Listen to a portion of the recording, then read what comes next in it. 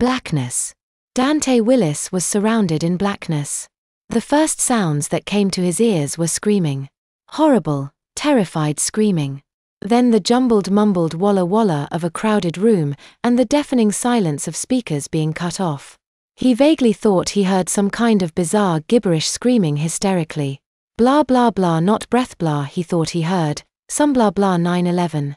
Then Dante went deaf again, swimming through an ebony morass. Blackness. It was nice. This is what death should be. Just silence and stillness, with nothing to bother you. Oh, fuck. A giant cat had landed on his chest and was kneading it like bread dough. And 1 and 2 and 3 and 4 and 5 and 6 and 7 and 8 and 9 and 10 and 11 and 12 and 13 and 14 and 15. The cat meowed. The silence in his ears was replaced by a steady ringing that made Dante feel hungover. Great, that bell meant he was late for school. He was late for school and a giant cat was trying to rip his chest off. He opened his eyes to scowl at the cat. What he saw in the cat's place was a woman, looking into his face. She seemed pretty old. Late 50s or early 60s. But she looked to be in good health. Must have worked out and laid off the cigarettes and booze. Her hair was mostly grey, but Dante could make out a few strands of blonde. Weird though. She had the most familiar eyes. She was wearing a uniform of some kind, complete with a badge and everything. Dante struggled to look at the badge.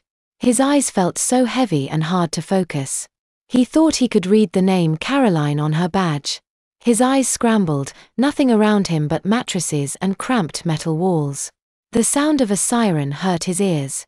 Blah blah blah pulse, she said, blaring blah recover blah position. Dante bounced up and down and was vaguely aware of a loud thump. Blah. Watch those blaring speed blahs, the woman yelled. So tired. Time for a nap. Time to go swimming again. Suddenly, Dante was engulfed in a bright light. A burning bright light that threatened to steal him from his comfortable dark home. He swung at the light, bashing it away so that he could crawl back into his hole and go swimming in the morass. He was rewarded with the light shouting "Whoa!" Dante was instantly awake. Dante was no longer in his crib, he realized. He looked around and saw a black man in a doctor's coat, a bemused smile on his face. The man looked to be fairly old, what hair he had left on his head turned white, but he had a youthful air about him. You got quite an arm there, son, the doctor said, sounding oddly like Morgan Freeman. Why can't more of everyone have that amazing voice? You almost nicked me, there. He smiled a devilish grin. Dante took a moment to take in his surroundings. He was in a hospital bed, laying down at a 45-degree angle, wearing a green hospital gown. He was hooked up to some wires and surrounded by machines, his ears greeted with the steady beeps and boops as each machine measured a different statistic of his heart rate and breathing. Dante looked around. The left wall had been painted with a big picture of happy children playing in the grass, with blue skies ahead. The right wall had a picture of different animals from around the world in their natural habitat. The details were so intricate. Each painted habitat couldn't have been more than a square foot. The entire room had a border depicting smiling cartoon characters. What happened? Dante asked. I was shining a light in your eyes, to see if you'd respond, and you decided right then to take a swing at me. The doctor told him. Seeing that he had not answered Dante's question satisfactorily, he added, you woke up. Well doctor asshole.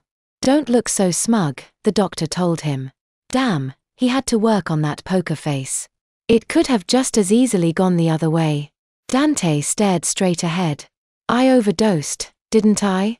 That's what the tox screen says, young man. The doctor nodded.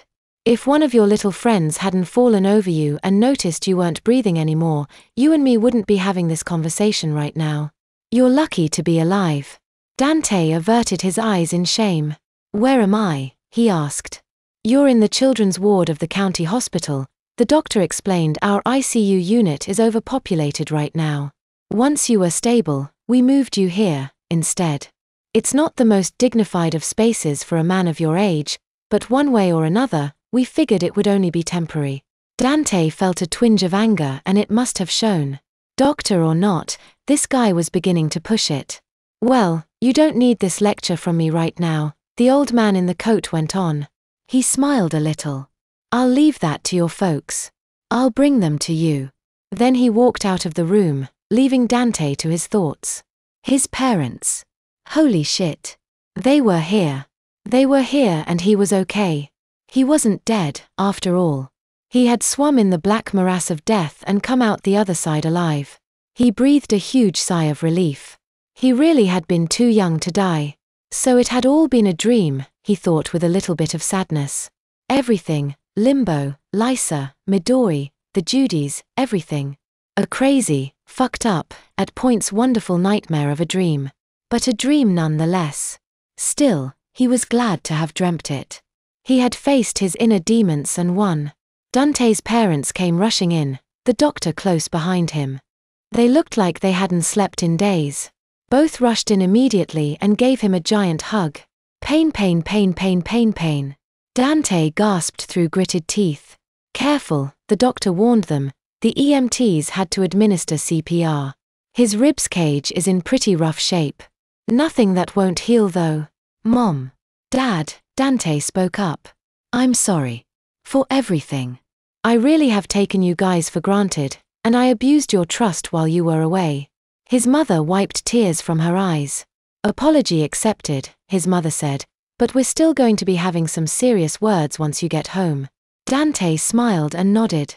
He deserved it and would take whatever punishment they had for him like a man. It couldn't be any worse than what he had already thought he endured. And you're going to be doing a lot of table bussing and dishwashing, buddy, his father chimed in. I'd say, oh I don't know, for the rest of the school year, and through the summer till you leave for college just oughta about make us even. Oh and you'll be waiting tables too, except I get to keep the tips. Sure Dad, Dante sighed with satisfaction. I deserve that. And more, both his parents said in unison. They were clearly upset with him, but just as clearly relieved that he was still among the living. A strange and familiar figure walked through the door. She wore short shorts and long socks. A black t-shirt with glow-in-the-dark paint splattered upon it was cut open and drooped, showing hints of the dark purple sports bra she was wearing underneath. Her wrists were covered with glow-in-the-dark bracelets that shook whenever she walked. Her ebony hair was kept back with a hot pink bow. Her smile seemed silly and bashful and flirty all at the same time. Even from across the room, he could tell that her gaze was directed only at Dante. Her smile looked vaguely familiar, but it was the pink pacifier dangling from her neck that gave her away. Dory? Dante exclaimed. This was the girl that saved your life, Dante's mom said. She's a foreign exchange student, from Japan. Her exchange family told us that she crashed your party, thinking it would be a rave or something, and fell onto you when you were on the couch. His dad told him, when she realized you weren't breathing, she screamed so loud the entire party stopped dead in its tracks. The girl said with a slight bow. Dante didn't speak Japanese though, so it all came out as gibberish to Dante's ears. Mr. Willis, Dr. Willis, I'm sorry to interrupt, the doctor butted in. I'm Dr. Jamal Adams, and I've been watching over your son for the last 24 hours since he lost consciousness. Wow, so he had been unconscious for over a day? Trippy. Wait. Dr. Jamal who? Your son was legally dead for nearly 20 minutes before we managed to revive him. The human brain can go up to 6 minutes without any oxygen before it suffers permanent damage.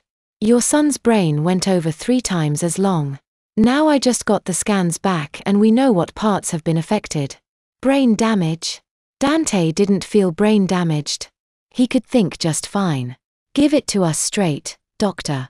Dante's dad said, already his jaw was clenching as if bracing for impact. Well for starters, the doctor began, most of his fine motor skills and coordination are shot. He may never walk again. With some physical therapy he can manage a crawl, but not walk. What? This goes for when he sleeps, too, the physician continued. I'd recommend getting him some bedding with a railing so he doesn't fall out. Perhaps a crib of some sort.